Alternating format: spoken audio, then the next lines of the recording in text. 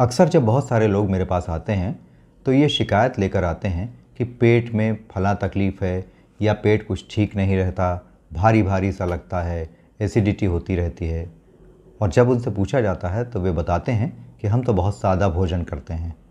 तो आज का यह वीडियो इसी बारे में है, वैदिक साइंस के रॉन्ग फूड कॉम्बिनेशंस के बारे में। नमस्कार, मैं हूँ रवि वर्मा और आप देख रहे हैं हेल्थ अवेयरनेस और एजुकेशन का चैनल गोल्डन हेल्थ। वैदिक साइंस के अनुसार हमारी खाने पीने की दैनिक चीज़ों में ऐसी बहुत सारी चीज़ें होती हैं जो इनकॉम्पेटिबल टू ईच अदर होती हैं, यानी इन्हें अगर साथ में खा लिया जाए या कुछ समय के अंतराल में खाया जाए तो इनसे हमें तकलीफ़ हो सकती है, इनसे हमें कई तरह की बीमारियां भी हो सकती हैं। हमारे जो ऋषि मुनि थे जैसे चरक, वाग्भट, इन लोगों ने हज़ारों साल पहले अपने किताबों के माध्यम से बता दिया था कि शरीर में वात, पित्त और कफ का बैलेंस हम किस तरह से अपने खान पान को ठीक रख कर सकते हैं। उन्होंने यह भी बताया था कि हमारे भोजन में 6 रस होते हैं जिनका प्रयोग कैसे करना चाहिए। जैसे यह बताया गया है वैदिक साइंस के अनुसार कि भोजन में जो मीठा तत्व हो उसे हमें भोजन शुरू करने से पहले लेना चाहिए, जबकि आजकल होता क्या है, होता यह है कि हम मीठा या डेज़र्ट खाने के आखिरी में खाते हैं।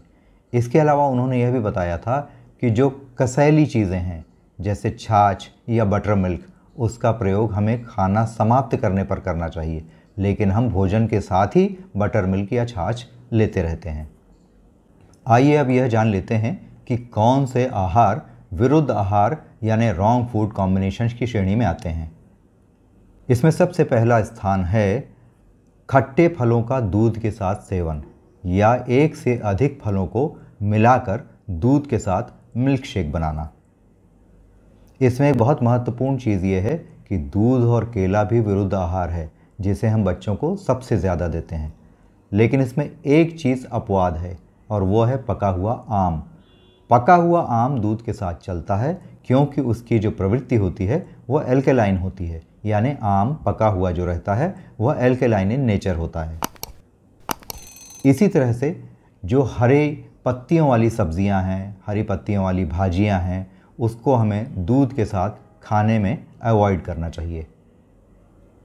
इसके अलावा एक बहुत प्रिय चीज़ हमारी दूध रोटी या चाय के साथ रोटी, क्योंकि रोटी थोड़ी नमकीन प्रवृत्ति की होती है, दूध के साथ नमक या नमकीन बिल्कुल नहीं चलता, इसलिए इसको भी हमें अवॉइड करना चाहिए।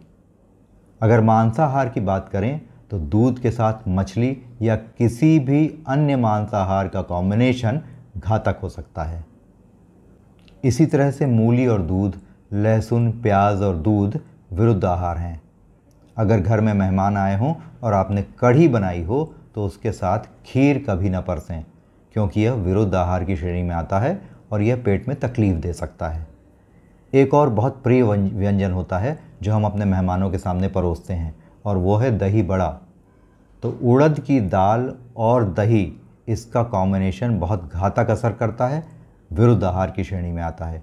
तो जब भी आप दही बड़े में बड़ा बनाएं तो उस समय उसे किसी अन्य दाल का बनाएं, उड़द दाल का बड़ा मेहमानों को ना परोसें।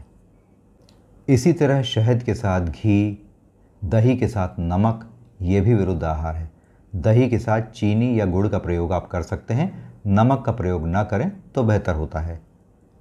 और सबसे ज़्यादा चलने वाला विरुद्ध आहार जो हम लगभग नियमित अपने भोजन में लेते हैं वो होता है टमाटर के साथ खीरा।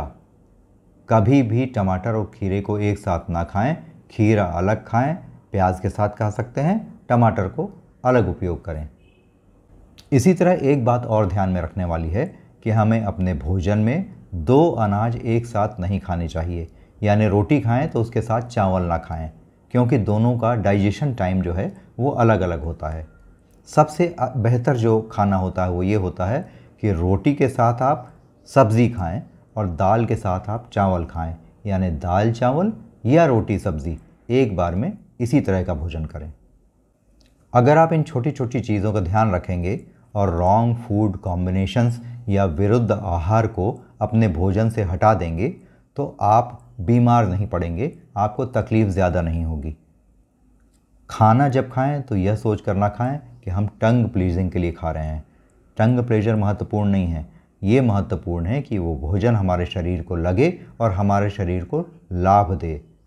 ऐसा ना हो कि विरुद्ध आहार वाला भोजन आपको बहुत बीमार बना दे।